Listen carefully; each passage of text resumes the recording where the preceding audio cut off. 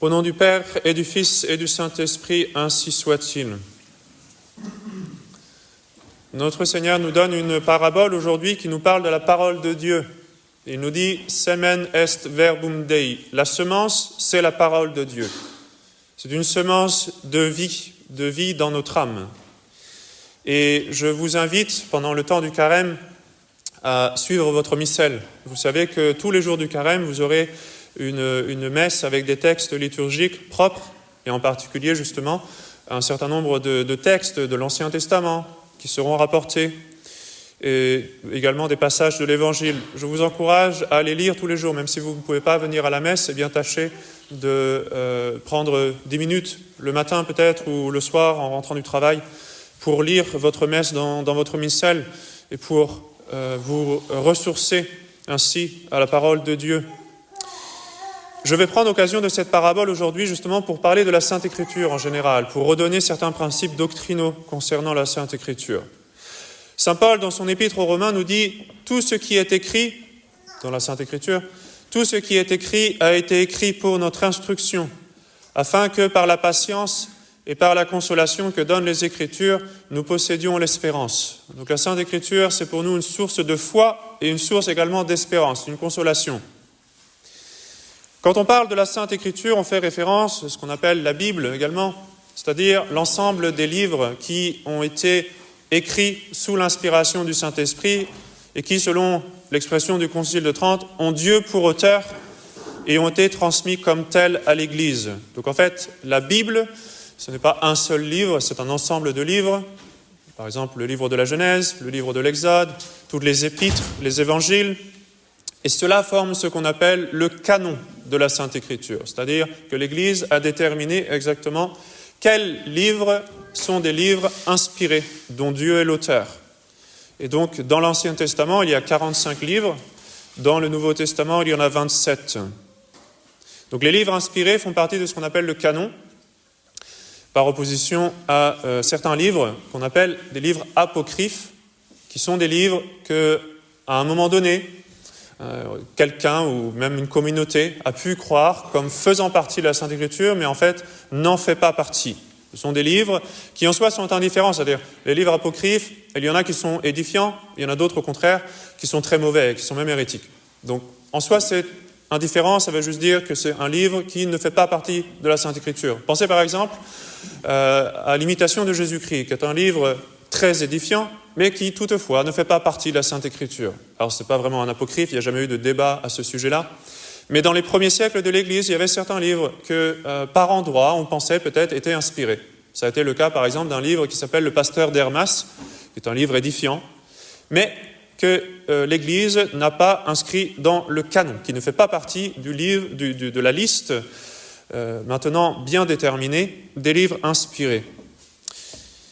Donc au début, dans les premiers siècles, disons, de l'histoire de l'Église, il y avait par endroits certaines disputes pour savoir quels livres étaient inspirés et lesquels ne l'étaient pas. Par exemple, à Antioche, on ne considérait pas, au moins à un moment donné, l'Apocalypse de Saint Jean comme faisant partie du canon de la Sainte Écriture. En Afrique, c'était l'Épître aux Hébreux, qui pendant un certain temps a été rejeté également. Mais au cours des siècles, l'Église a peaufiné, a déterminé, a défini les choses. Et depuis saint Damas au IVe siècle, le canon est bien clair. L'Église nous a donné une liste très claire, précise, de tous les livres qui font partie effectivement de la Sainte Écriture, qui sont inspirés. Ce canon nous a été donné d'abord par saint Damas au IVe siècle, et il a été repris par d'autres pontifes, comme saint Gélase, Innocent Ier par exemple, et puis ensuite par les conciles œcuméniques de l'Église, le concile de Florence en 1441, le concile de Trente en 1546 et jusqu'au concile du Vatican en 1870. Parmi ces livres donc canoniques qui sont des livres inspirés, il en est certains qui ont été à un moment donné eux aussi contestés, c'est-à-dire que certaines communautés, dans les premiers siècles, peut-être disaient non, ce livre-là ne fait pas partie de la Sainte Écriture. Je vous ai dit, c'était le cas, par exemple, de l'Apocalypse à Antioche. Et c'est le cas encore aujourd'hui pour certains livres chez les protestants. Les protestants rejettent un certain nombre des livres de la Bible. Bon, concrètement, souvent parce que ce sont des livres très gênants. Par exemple, l'épître de Saint Jude, qui dit clairement « la foi sans les œuvres est morte », évidemment, vous ne la trouverez pas dans une Bible protestante, ça va de soi. Ces livres-là, qui sont donc contestés, qui ont fait l'objet d'une contestation, mais que l'Église a bien déterminé comme étant inspirés, on les appelle les livres deutérocanoniques, qui sont canoniques, mais il y a eu à un moment donné quelques doutes ou quelques disputes à leur égard. Donc tous ces livres sont inspirés, l'Église l'a défini de façon très claire. La Sainte Écriture est une des deux sources de ce qu'on appelle la révélation, c'est-à-dire ce que le bon Dieu a révélé, ce qu'il nous a dit. Et surtout, le plus important dans la révélation, ce n'est pas forcément que Saint Paul, par exemple, a fait 3 fois naufrage, comme il nous le rapporte aujourd'hui, mais ce sont surtout les mystères de la foi, des mystères surnaturels qu'on n'aurait jamais pu connaître si le bon Dieu ne nous les avait révélés. Pensez, par exemple, au mystère de la Très Sainte Trinité, à l'incarnation, à la rédemption. Tous ces mystères, le bon Dieu nous les a manifestés. Ce sont des vérités qui nous dépassent, que l'on croit, qui quand même ne sont pas contradictoires, ne sont pas absurdes, loin de là, et qu'on approfondit, qu'on médite, qu'on contemple, mais qu'on n'aurait pas pu deviner par nous-mêmes, qu'on n'aurait pas pu déduire de la philosophie. Ce sont des vérités que le bon Dieu nous a révélées. Eh bien, le Concile du Vatican en 1870 nous parle de cette révélation en nous disant qu'elle est contenue dans 2 sources, justement, la tradition et la Sainte Écriture. Voici ce que dit le Concile du Vatican. Cette révélation surnaturelle, selon la foi de l'Église universelle, est renfermée tant dans les traditions non écrites que dans les livres qu'on appelle saints et canoniques, parce que, écrits sous l'inspiration de l'Esprit Saint, ils ont Dieu pour auteur et ont été livrés comme tels à l'Église. Donc vous avez la tradition et la Sainte Écriture. La Sainte Écriture, ce sont justement les livres de la Bible qui ont été écrits sous l'inspiration du Saint-Esprit. Mais, par exemple, tous les apôtres n'ont pas écrit. Même, il y a plus d'apôtres qui n'ont pas écrit de livres inspirés que d'écrivains sacrés dans le collège des apôtres. Mais par contre, les apôtres ont prêché. Notre Seigneur lui-même n'a rien écrit, mais il a enseigné à ses apôtres. Et donc, il y a tout un enseignement qui s'est transmis ainsi, qui se transmet, c'est ça que veut dire tradition, qui se transmet de génération en génération, depuis notre Seigneur et les apôtres, ce qu'on appelle la tradition. Et ça contient donc le dépôt de la révélation. Mais il y a une partie de ce dépôt qui a été consignée sous l'inspiration du Saint-Esprit, et ça s'appelle la Sainte Écriture. Alors, dans le cas de la Sainte Écriture, il y a un phénomène qu'on appelle l'inspiration par conséquent. C'est-à-dire que des hommes ont été inspirés d'une façon particulière pour écrire les livres sacrés. Ce n'est pas juste une inspiration, comme on dit parfois, d'avoir une bonne inspiration du Saint-Esprit, c'est plus que cela. Le Saint-Esprit, dans le cas de la Sainte Écriture, se sert d'un homme comme d'un instrument. Ça reste un instrument humain qui est conscient, qui est volontaire, mais le Saint-Esprit, par sa grâce, qui agit sans violence, mais qui agit infailliblement, illumine l'intelligence de l'écrivain sacré et meut sa volonté à écrire exactement ce que Dieu veut et rien que ce que Dieu veut. Donc dans la Sainte Écriture, on ne peut pas dire « bon, ça c'est juste Saint Paul qui parle, mais en fait le bon Dieu ne voulait pas qu'il le dise, mais bon, c'est Saint Paul qui parle un peu trop ». C'est pas possible, d'accord ? Tout ce qui est contenu dans la Sainte Écriture est voulu par Dieu et révélé. Cependant, l'écrivain sacré reste un homme, il est un instrument. Et donc, par conséquent, vous pouvez remarquer, entre les différents livres de la Sainte Écriture, certains styles différents. Ça, c'est vrai. Vous avez certains styles différents. Saint Jean, par exemple, a un style qui lui est bien à lui. Quand on lit les épîtres de Saint Jean, on voit bien la différence, par exemple, avec Saint Paul. Saint Paul est beaucoup plus fougueux dans ses épîtres. D'ailleurs, aujourd'hui est certainement un bel exemple. Cette épître où il nous rapporte tous ses travaux apostoliques, c'est une épître merveilleuse, très édifiante. Alors chaque écrivain a son style propre, et pourtant c'est quand même Dieu l'auteur, parce qu'il se sert de ces hommes avec leur propre style comme d'instrument. Pensez par exemple, et les pères de l'Église font cette analogie, à différents crayons que vous pouvez utiliser. Alors si vous écrivez avec un crayon rouge assez fin, le produit sera un texte écrit en rouge d'une façon assez fine. Si vous prenez un gros crayon noir, vous aurez un texte écrit gros et en noir. Alors, le bon Dieu se sert des écrivains sacrés tout en gardant leur style propre, leurs caractéristiques propres. Et voilà pourquoi les livres de la Sainte Écriture ont différents genres et différents styles en fonction des écrivains sacrés. Mais Dieu reste l'auteur principal des livres inspirés. Et ensuite, bien sûr, par exemple, les épîtres de saint Paul sont écrites par saint Paul, les évangiles sont écrits par les évangélistes, le Pentateuque, c'est-à-dire les 5 premiers livres de l'Ancien Testament, sont écrits par Moïse, etc., etc.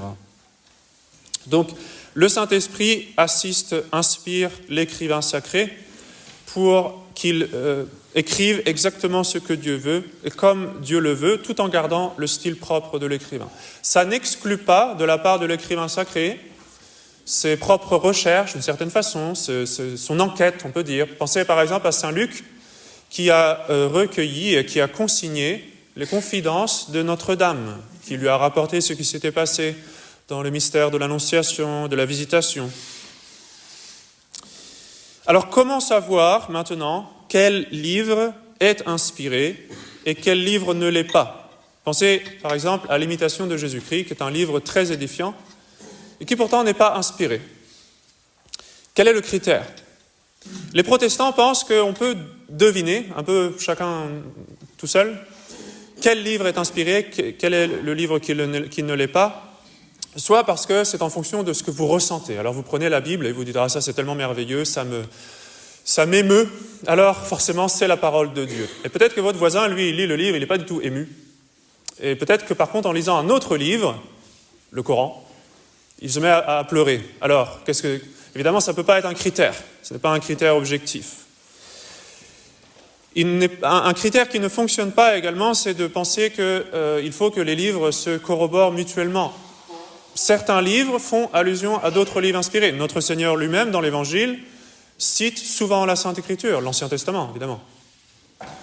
Alors c'est vrai, certains livres sont déclarés inspirés par d'autres, mais pas tous. Donc ça ne fonctionne pas non plus, ce n'est pas vraiment un critère qui peut nous aider. Le critère, pour nous autres catholiques, il est très clair, justement, puisqu'il y a 2 sources de la révélation, à la fois la Sainte Écriture et la tradition. La tradition nous permet de savoir quel livre est vraiment la parole de Dieu. Et c'est la Sainte Église, assistée du Saint-Esprit, qui est capable, avec son assistance infaillible, justement, de Dieu, de déterminer avec précision quel livre de la Sainte Écriture est inspiré et quel autre livre, tout aussi édifiant soit-il, ne fait pas partie de la Sainte Écriture.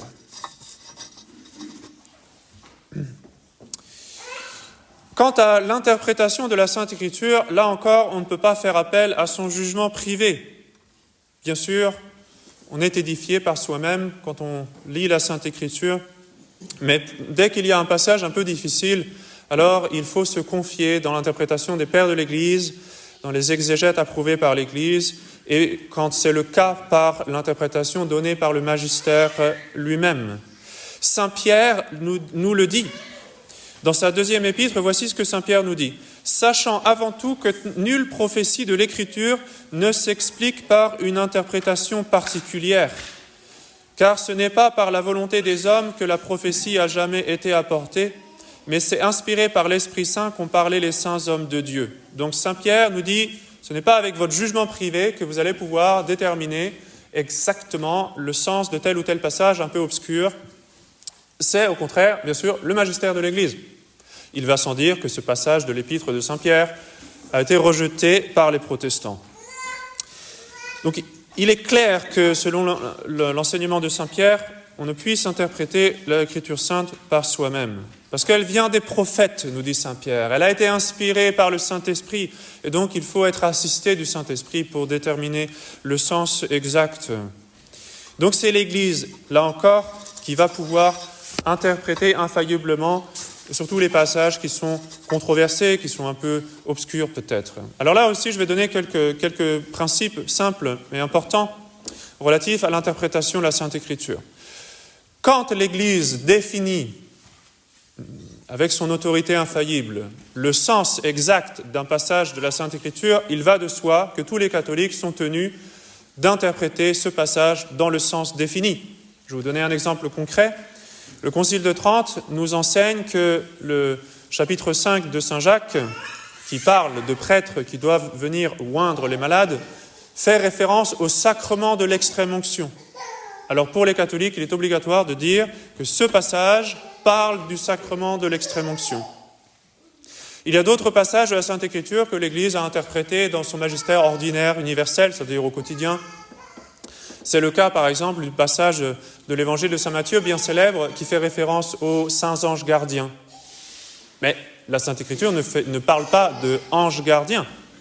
Elle parle des anges, des petits-enfants, qui voient continuellement la face de Dieu le Père.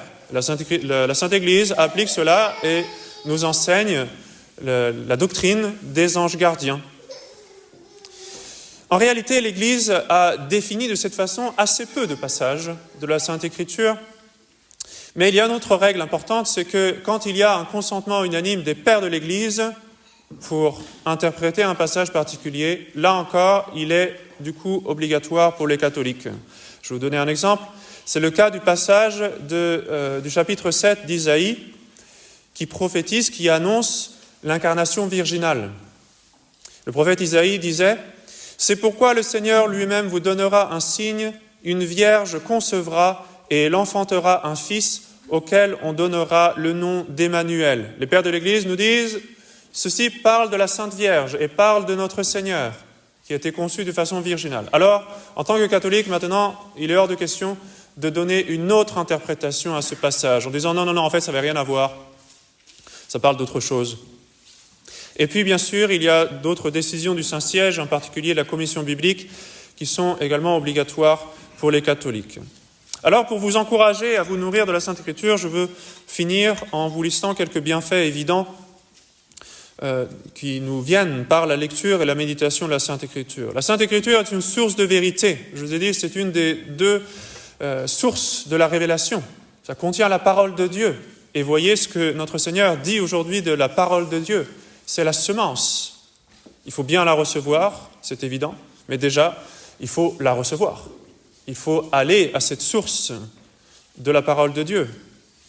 La Sainte Écriture nous enseigne le chemin du ciel. Elle nous enseigne les commandements de Dieu. Elle nous donne des conseils de vie spirituelle. Elle nous donne des exemples. Notre Seigneur lui-même nous donne beaucoup d'exemples, notamment par des paraboles. Et lui-même est l'exemple ultime, l'exemple suprême de notre vie. Vous avez bien sûr dans la Sainte Écriture l'exemple de Notre-Dame. Et Notre-Dame est justement un exemple de méditation de la Sainte Écriture. Saint Luc nous dit qu'elle conservait tout ce qu'elle entendait, tout ce qu'elle lisait, tout ce qui lui était révélé également. Elle conservait cela, le repassant dans son cœur. Donc priez Notre-Dame d'avoir cet esprit de recueillement, de méditation de la Sainte Écriture. Essayez de le développer particulièrement pendant le temps du carême. Les souverains pontifes, cela va sans dire, ont recommandé très souvent et très vivement la lecture et la méditation de la Sainte Écriture. Et pour finir, je vais vous donner quelques citations, quelques encouragements de Saint Jérôme. Saint Jérôme, c'est le docteur de la Sainte Écriture. C'est à lui que nous devons l'édition de la Vulgate, qui est l'édition latine, la traduction latine de la Sainte Écriture, qui est la version officielle de l'Église catholique, qui fait autorité dans l'Église. Et quand vous lisez la Sainte Écriture, je vous encourage à trouver une traduction française qui se base sur la Vulgate de Saint Jérôme. Alors voilà ce que dit Saint Jérôme à propos de la Sainte Écriture. « Ne te semble-t-il pas, déjà sur cette terre, habiter le royaume des cieux lorsque tu vis au milieu de ces textes, lorsque tu les médites, lorsque tu ne connais et ne recherches rien d'autre ?» Bien sûr, il faisait cela lui-même. Il dit encore « Celui qui est appuyé fermement sur les témoignages des saints livres, celui-là est le rempart de l'Église. »